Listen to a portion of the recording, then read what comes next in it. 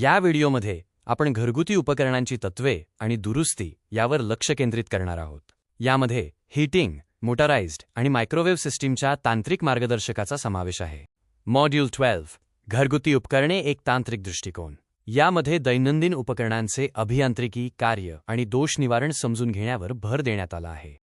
हीटिंगचे मूळ तत्त्व जूलचा नियम आहे. निर्माण होणारी उष्णता I2 RTJ कॅल या सूत्राने मोजली जाते.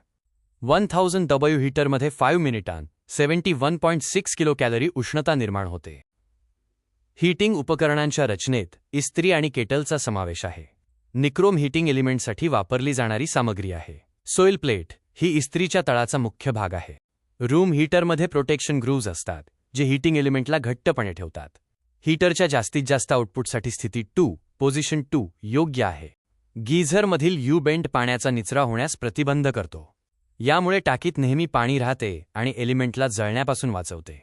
मायक्रोवेव्ह ओव्हनमध्ये magnetron tube 3.2 volts AC filament व्होल्टेजने कुकिंग फ्रिक्वेन्सी तयार करते. स्टीरर मोटर इलेक्ट्रोमॅग्नेटिक ऊर्जा फिरवते आणि परावर्तित करते.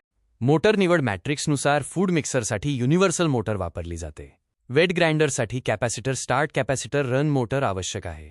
AC सप्लाय आणि कंट्रोल सर्किट्समध्ये न्यूट्रल मार्ग करंट परतीचा मार्ग प्रदान करतो.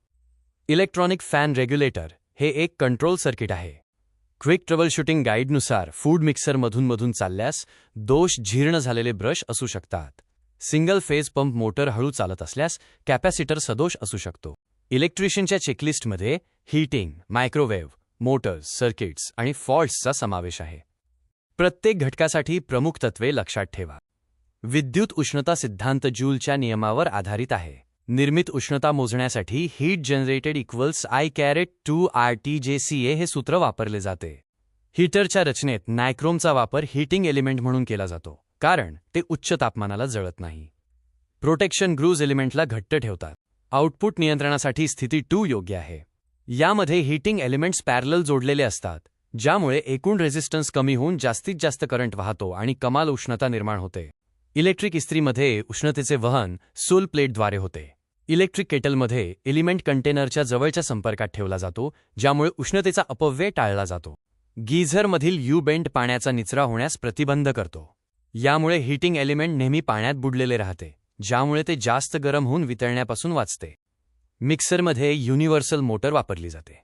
ही मोटर उच्च RPMवर फिरू शकते, ज्यामुळे फूड मिक्सरमध्ये बारीक वाटणे शक्य होते.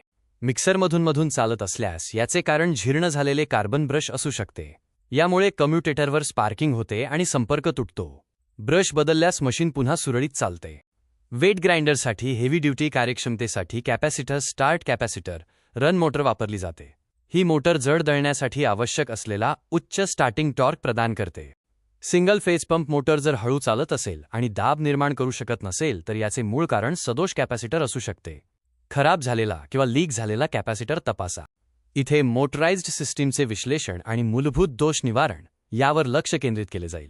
मिक्सर ग्राइंडरचे ट्रबल शूटिंग करण्यासाठी युनिव्हर्सल मोटरची कार्यप्रणाली आणि कार्बन ब्रश, कम्युटेटरसारखे घटक समजून घेणे महत्त्वाचे आहे.